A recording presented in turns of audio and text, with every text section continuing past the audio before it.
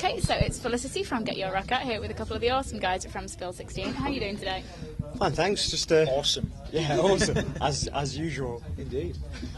You guys opened up the festival today. We are here at Hard Rock Hell, and you guys opened up the AOR side of it. How did it go? Went really well. Yeah. I think it was a bit of a delay, but I think once we got going, it was really good. Yeah. It's such a fantastic thing to open. You know, first band on to an event like this is amazing. Really good. It was a good crowd as well, I think, because we were a bit concerned being first on whether there'd be anyone there, but yeah, we're pretty busy. I'm pleased with it. I only made a couple of bum notes, so everything's good. We're taking auditions for new bass players next week. Well, as ever. It's just a rolling programme. Brilliant. And yeah, so Crowdrise, you were happy. Did you, was there a fair bit of interaction as well? Were they getting into the set? We're trying the best. Yeah. Some dancing. I was trying to get people, giving it a little shimmy, but yeah. It's always hard to tell, I think. Yeah. I think it's particularly hard to tell when the pit in front of the stage where the photographers sit is actually bigger than most venues that we play. It's like, so see where the crowd is. Nice. But it was cool. Brilliant. Well, I'm really glad that it went so well. Yeah, and I mean, it seems like an absolutely exceptional atmosphere here already, which is always good for any festival. Who are you most looking forward to seeing? Tesla, Danny Vaughan, Skid Row, Tesla, Jet Black, Tesla, Tesla, Kit Winger. Oh, Tesla's on. I particularly want to see the crazy world of Arthur Brown because I want to see if he still sets his head on fire. But yeah. Brilliant. I've seen him knocking around actually. His head wasn't on fire. How did you know it was him? That's the only way I'd recognise. I'm pretty sure that's the only way I would recognise Arthur Brown. Like, even if someone showed me a picture of him, if his head wasn't on fire, I wouldn't have a clue.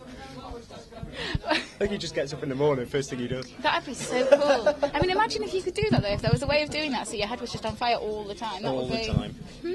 I'm going to look into this. Here's some marshmallows. You'd be the person to ask.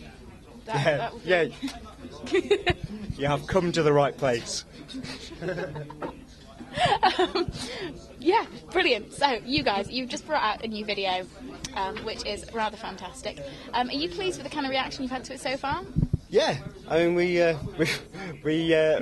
actually recorded the footage a while ago, but we've taken a long time to actually edit it together, and it kind of got to a point where we thought we might as well time it so that it comes out the same week as this, and we can kind of push the whole thing together. So yeah, I mean, I have watched it. In kind of producing it, I've watched it thousands of times. Where you're looking at every single frame, I know it inside out. So I'm going to take a step back. Did you pick all the frames where my eyes were kind of in different directions and stuff? Yeah. That was my particular. The worst bits of my dancing. Thanks for that. There was a lot of that. That's great. Who's editing next video? We had to edit out all the pogoing because we thought it might give people motion sickness. So you guys had pretty much the entire thing was your project. I mean, you didn't really outsource any of it? No. Like everything that we do, pretty much. I recorded the album ourselves. I did all the artwork. We didn't physically manufacture it ourselves, but Why not exactly? Just haven't got the time. But yeah, in the video, we my friend does videos, so got him down and. We booked the place, we sorted it out, we edited it ourselves. We are basically a cottage industry, aren't we? Yeah, but same with the album, all done in-house from our very talented guitarist, John, JJ. I mean, I think it's a good thing for to do it in-house. You've got complete control over it, and it's such a good feeling when it's out there and you've done it yourself, and it's amazing. It's good. Brilliant. And your debut album was out recently. So we're talking about recently, in relative times, as it were. I mean, tell us all about it for people that haven't really had a chance to listen to it yet. Well, what can we say? It's 12 tracks of epic. I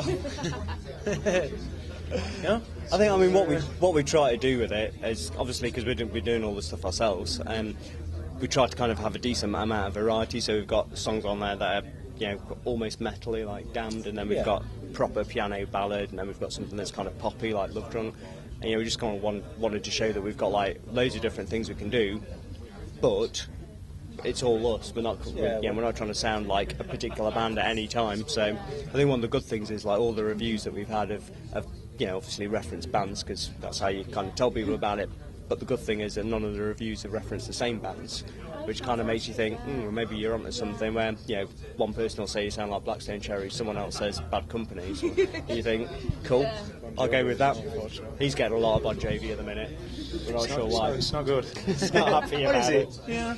I think it's all that backcombing that you My pearly white teeth. Yeah. And so if you had to pick one track for people to listen to that you thought summed up you guys best as a band, what would it be? Come with me. Come with me at the moment. Definitely. Changes from day to day though. That's the thing. Yeah, I'll buy you. Bayou's pretty cool. I think one of the things I've been trying to do is put as much soul bass lines on stuff as I can, and Bayou, if you strip out all the guitars, it's pure Atlantic soul under there. It's beautiful. So if you want something to dance along to, that's what you get. If you want something riffy, Come With Me or Damned. If you want something kind of quiet and introspective, Something for everybody on it, to be honest. But yeah, I mean, the entire album is what sums us up. There's so much different stuff on there. it's quite. This is like one of the first gigs we've had a proper opportunity to play the majority of the album as well. Yeah. So that's quite. Wonderful stuff. I mean, when it comes to the playing, do you have a certain style which you kind of lean to individually more that you prefer to play, or do you enjoy the fact that you can play such a variety so well? I think not being confined to a particular style is what our biggest appeal is. I mean, across the band there's a lot of influences from different genres of music, and I think that's what contributes to our sound. It's for anything country and pop and metal and rock, and not particularly thinking we're going to sound like this and this is what we're going to do. I think that's what, certainly for me, I mean, it's so much better being in a band where you're free to do that and you're free to kind of, utilise what you enjoy doing. It's so much better, Yeah, I was going to say we haven't got like a set reference point, because like I've been in bands before, especially bands where you have like one person who it's their band, and then what happens my is band. It's like this one is Stevie's band, obviously. Yeah, I want to sound like Bon Jovi. Exactly. So what happens is like you've been in bands deal with it. where Get someone's on board. I like where they worship Black Rose, and then what happens is everything sounds like a bad version of Black Rose, because you've already got a good version of Black Rose. They're the Black Rose. Yeah. So you kind of get yourself down a cul-de-sac and you think, what was the point of that?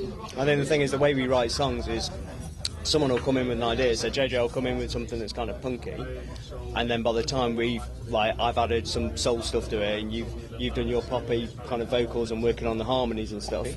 Yeah. Or whatever the song demands. It then turns into something completely different, so they never sound like they first sounded. So yeah, and I think that way everyone's kind of got a piece of the song as well, because when people kind of say what's your favourite song, it's like I've got one song that's in the set at the minute that I wrote, but it's not necessarily my favourite. Some days it is, but some days it isn't. Because they're all kind of everyone's songs by the time they get to that stage. And that's fantastic, and you guys sound as though you are really together as a band and kind of close. I mean, do you find it quite easy spending so much time with each other? Yeah. It's a massive part of being in any band, isn't it? I mean, it's for the longevity of the band. It's almost crucial, isn't it? But I think first and foremost, it's vastly important that you're friends. You can't make good music if everybody's sort of unhappy with each other on a personal level. I think we've all been in bands long enough to know that band politics is just the biggest ball ache, and it's just completely unnecessary. And you just think, just people arguing about turning their amps off. Go away. It's just irritating. So part of the reason that we kind of started this band was to try different stuff musically, to have a laugh, and when we do decisions, we sit and have big chats about it. But then what happens at the end of it, that there isn't someone simmering away in the corner who's then going to explode later on. Fantastic. And the next kind of 6 to 12 months, what are you planning? Well,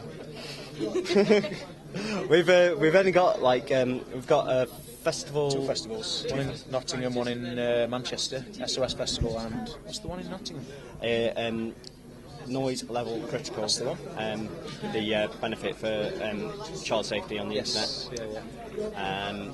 There will be another video definitely before the end of the year. Yeah, definitely. Not sure which song yet. So, but I mean, we've already started writing new stuff. I mean, we did tonight.